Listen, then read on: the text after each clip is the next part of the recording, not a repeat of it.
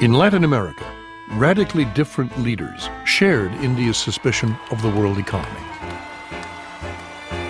In the 1940s and 50s, it was Argentina's Juan Perón and his wife Evita. In the 1960s, it was communist Cuba's charismatic Fidel Castro. And in the 1970s, it was Chile's Marxist president Salvador Allende.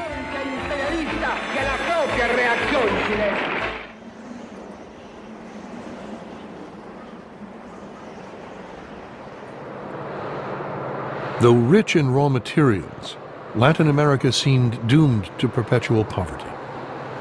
The dependency theory of economic development seemed to offer a way out.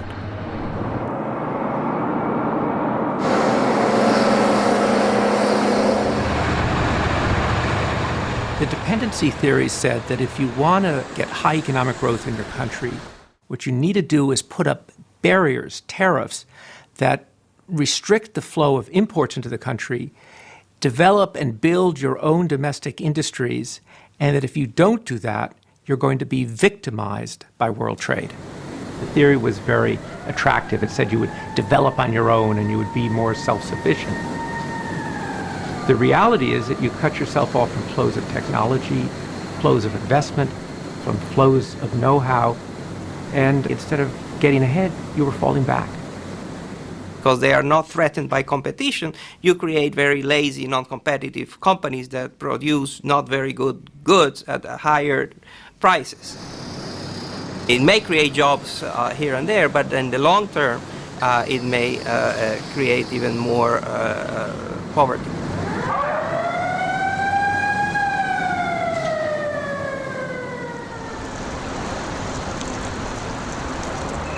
By the early 1970s, Latin American economies were in trouble. Chile elected the Marxist president Salvador Allende. Allende's solution was not less government intervention, but more. Businesses were nationalized or expropriated. Price controls were imposed. Civil unrest grew as the economy spun out of control. We have a tremendous inflation. Chilean society became extremely polarized. It's true, it was polarized before Allende, but during Allende's period, the society was extremely polarized.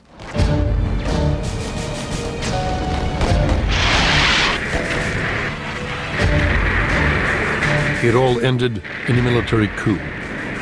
As Air Force jets strafed the presidential palace, Allende was trapped inside. This was the last picture taken of him alive.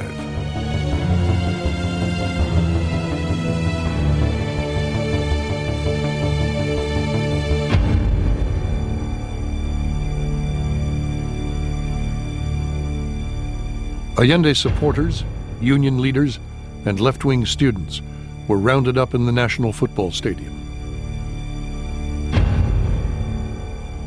Hundreds were never seen again.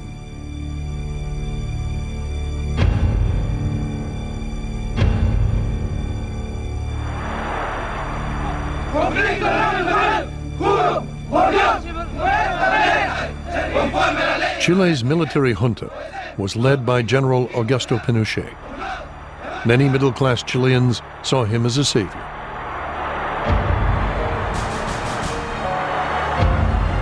I think that Pinochet's plan was basically the plan to manage an army. He didn't have an economic policy to manage a country.